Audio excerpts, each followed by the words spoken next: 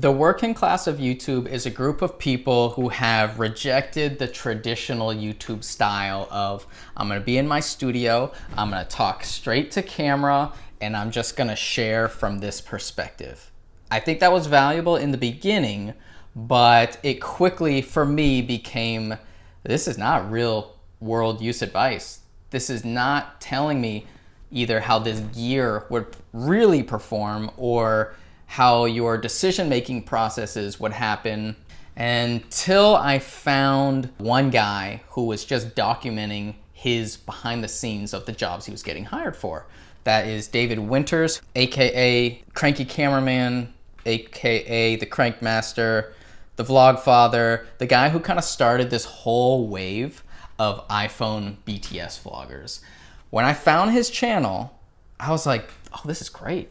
I'm watching someone who is experienced, who is actually using gear that he paid for because it works in the way he wants it to.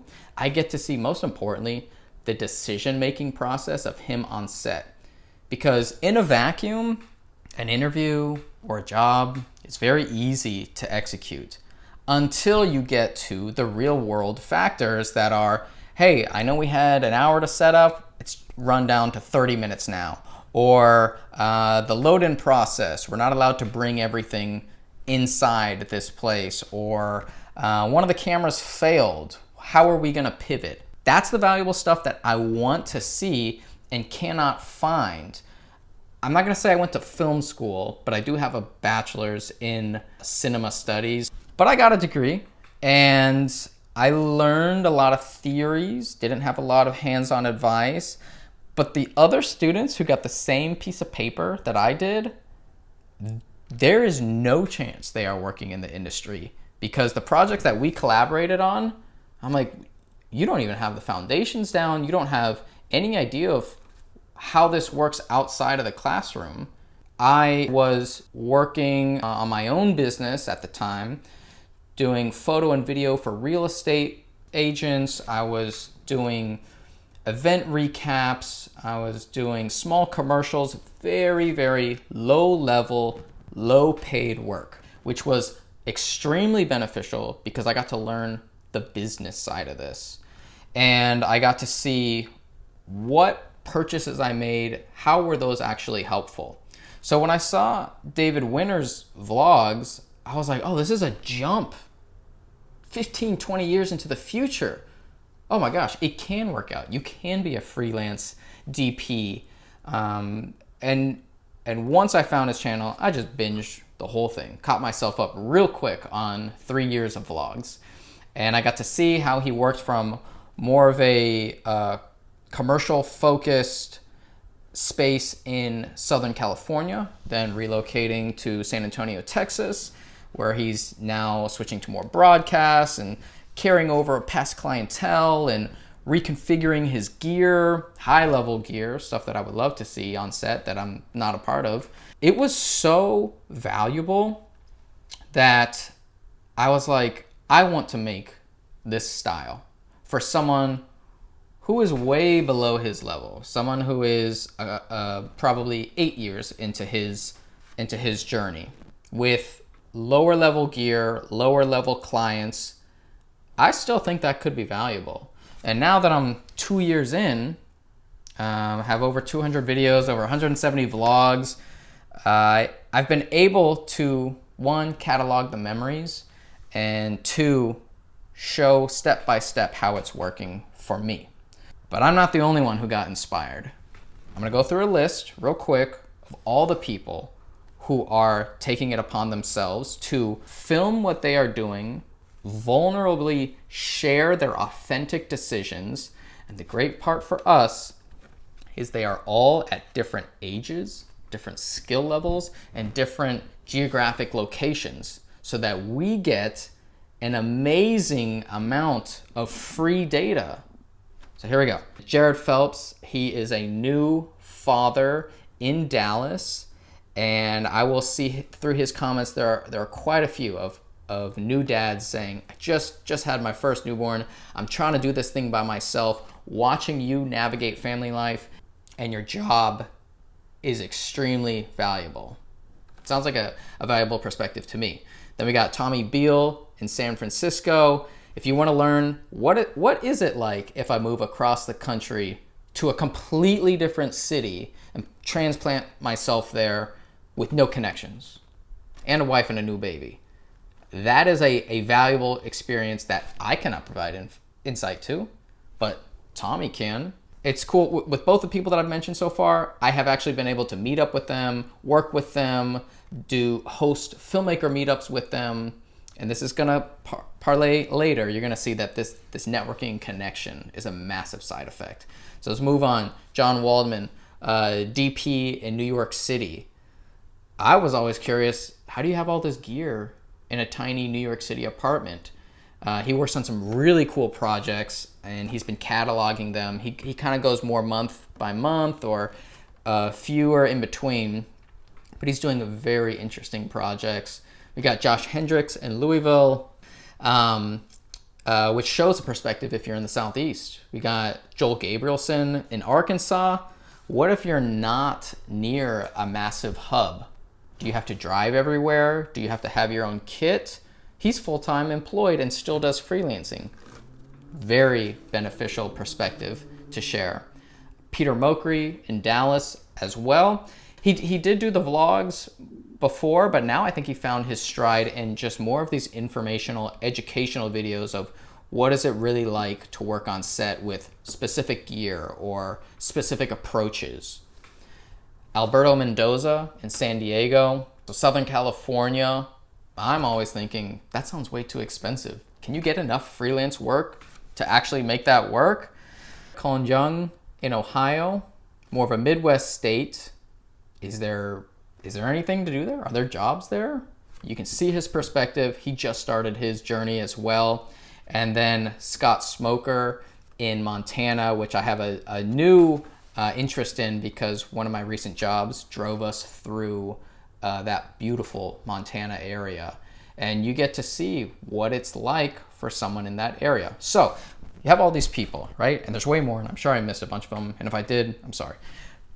But now you get all of these collective perspectives where you can say, I'm located close to this guy. What is he doing? But I actually want to relocate over there. So how's that going for them? And then in a couple of years, I want to be that guy's age. You get all of that data, free data, and it helps way more than conjecture and just assuming and thinking that's probably what it's like. You can actually take a look. So the purpose is not to monetize views. The purpose is to share the journey. Because if I target the monetization, it's going to be smelled out immediately by the audience. If my purpose is to share the journey, that means I'm being authentic and vulnerable and people can trust me. So I've tried to have that perspective the whole way, and I'm feeling so many of the benefits of having a community that I can talk to, that I can bounce back and forth, that we are at the same level. I'm never trying to be here and my audience is here. We're here.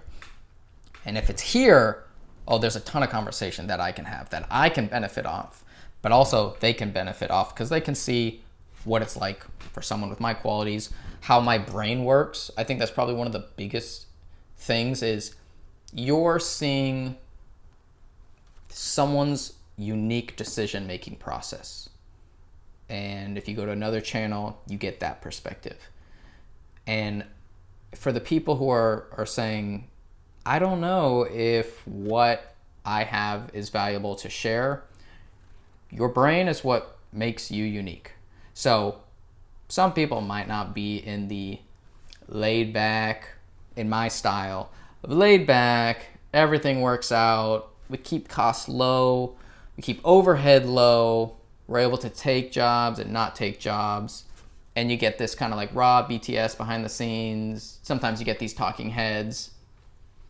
That jives with some people, doesn't work with others. You have others who are way more intense, way more aggressive, way more I need to push. And whatever mindset you have, the people who also have that mindset, or maybe want that mindset, will eventually stumble upon you and they're gonna say, this is what I've been waiting for. So there's always a unique angle to take. Sometimes the big hurdle is, well, I don't do cool jobs, so I don't really have anything to vlog. There's always something you can do. Everybody has time for a picture on set, which you can talk about and reference later in the vlog. If you are NDA, show me how you packed. Show me why you are setting yourself up, how you are setting yourself up for success for this job. I don't need to see the client. I don't need to see behind the scenes. I want to hear, how does it work? Because that is going to be applicable for me. I can take something from there. It just is cool to see how everybody does it differently. The more data there is, the better it is for us watching them. The more informed we can be on how we make decisions. I just did a, 6-video series on my issues with the FX6, that I had an error code, and I put out that video. A ton of people said, it's the battery, it's the media, it's the power plate. And then I cataloged the next step of it in the next video, and the next step, and then sending it back to Sony. How much did that cost? Shining a light on, hey, this happens to some users, and then getting inundated with DMs saying, that happened to me. This is what I had to go through. And then I take that info and I share it on the next video. And I'm providing all this valuable insight that a ton of people have already gone through.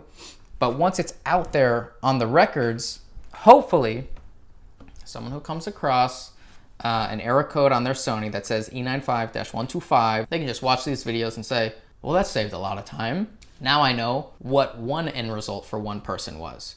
The connection, I think, is probably the biggest benefit for being on YouTube. And it's both ways. I get a ton of value from the connection with the audience. As long as I stay true and authentic and vulnerable, then I can retain the audience's trust so that they know what I'm saying is not BS. It's actually the way I think. Now, I've gotten work this way where people say, I'm going to be in Orlando. I've seen all your vlogs. I see your personality. I see how you work. Can I hire you? Sure. I've also gotten jobs where they say, we're flying somewhere else, not Orlando. I've seen you, how you work. I've seen your mentality. I've seen it all. Can I just hire you? I don't want to go through the vetting process. Yeah, that's happened multiple times. I'm able to help them because they get to cut out all that time of finding freelancers. And then I'm able to help me by getting more work. And there is an additional way for this connection that I just saw recently. Luke Forsyth, who is a working documentary DP for high-level feature films, episodic TV shows, and he provides another data point for people who are kind of in my position where they're like, I would like to get that way. He was talking about consultation calls and how you will have the group of audience that says, these videos are amazing, I'm getting a ton of value, didn't have to pay a dime. I like this relationship. So you got those guys, and then you have the other guys who are a much smaller audience who are saying, that was great. I would like more one-on-one advice how this idea that I have or how this approach would affect me. Can I ask you about that? You sure can. It's a consultation call. And he was saying that this level of communication was really few and far between now, or few and far between in the past, but now it's much more common. So you can get that deeper understanding from these people. So I remember someone was watching my vlogs and they said, this is great. I have another question. They commented and I answered. They said, that's great. I have another question. They commented and I answered. They did it a third time. And then on the fourth one, they go, actually, do you just have consultation calls? And I was like, yeah, I do. And they're $125 an hour. That was a great mechanism for the people who want more info And for me, as someone who values my time, mutually beneficial relationship. And I'm not the only one who does it. David Winters has just said he's starting that, I believe at the same price point. What a huge asset that would be for me to talk to someone 15 years into the future and say, can I ask you about how this worked, how that worked, what your thoughts are on this? He offers them now. Jared Phelps has gone through the same process that I did. You got a ton of people saying, I want more, the vlogs are great, but I need specific questions and answers. He's starting consultation calls. So now you're able to get all the free data from the vlogs, and then you're able to get specific questions and answers that pertain to me at a price point. I don't know how you would do that before. You would have to seek out a mentor. You would only get their perspective. I forgot the whole part of getting a mentor. So if that is hard to do, you can get consultation calls. Luke Forsyth has consultation calls. Very, very valuable. And there's more and more people who are just offering a higher level of connection. For the biggest portion, like probably the most momentous aspect of this is what I mentioned before. It's the community. So if you can establish trust with your community and they understand that what you're saying is trustworthy, then it's a lot easier to make new decisions, because they're saying, yep, we've seen that behavior pattern in the past. We've seen you make decisions like that in the past. This makes sense. And that extends to sponsorships, product collaborations, brand partnerships. I think a lot of people quickly lose their connection with their audience once they start throwing in those items. I've tried to be very selective about who I choose, who I partner with, because I feel like at a moment's notice, if the audience smells a money grab, you lost it. You lost all of that connection, all of that relationship that you spent years on building. And it's a bummer, because I don't know how you would get that back, because now it's always going to be like, I don't know, this could be him just getting an affiliate link credit. But that's not to say that people can't find companies that they align with, products that they align with. And in fact, once you can do that, I think that's how the person on this side of the camera is able to keep moving and pushing and experimenting, not stay stagnant. Because that is the death of my decision-making process, is paralysis by analysis. I just begin to think so much and I end up not taking action. One way that this community, a specific example of how this community has actually been connected, is I had a consultation call with a buddy named Sam in Georgia. He was saying, I need to go to the other coast, bring all this gear and set up for this type of project. What do you recommend I bring? How should I do it? So we had a great call. We went through all the things that I said, avoid this problem, avoid that problem, put emphasis in this area. And one of the things I said was I wouldn't bring all of that gear. I would either try to rent from a rental house there, or send rental gear there, or hire someone there. He said, great, do you know anybody there? I said, I do. Alberto Mendoza works in San Diego. He does this type of corporate interview work. I bet you could contact him. So I hit up Alberto, who I only know because of him putting himself out on YouTube. And I said, I'm connecting you guys. I followed back up with Sam. I said, how did that go? He goes, he connected me with a local guy who fits my needs a little bit better. And now I don't have to go through all of this stuff, uneducated. I'm having a partner there who is helping me. So last I heard, that project either just happened or is about to happen. I'm not sure. But the connections via YouTube are very real. And it's this nice barrier to entry, which is, these are my tools of choice: phone and sometimes a mic, a little DJI mic. That's all I need to share my perspective. And some people find it valuable. So this is my rant on the working class of YouTube, the people who are showing the day in and day out, showing their goals, and then showing the micro steps that they get there. I highly, highly, highly recommend it, because even if it's not this massive, I became an influencer thing, which I don't think should be the goal anyways, you still have a catalog of all these memories, all these fun jobs where all the small details kind of went out the window. Now they're there. It's like a diary, and it's a great record book for me to have. And in the meantime, I feel like the longer that I do this, the more benefits that I start to see. So that's the end of this. If you have any questions, let me know. If you want consultation calls, hit up me, hit up any of those other people that fit and align with your needs. And I'm looking forward to, where does this YouTube trajectory go and what opportunities does it open up?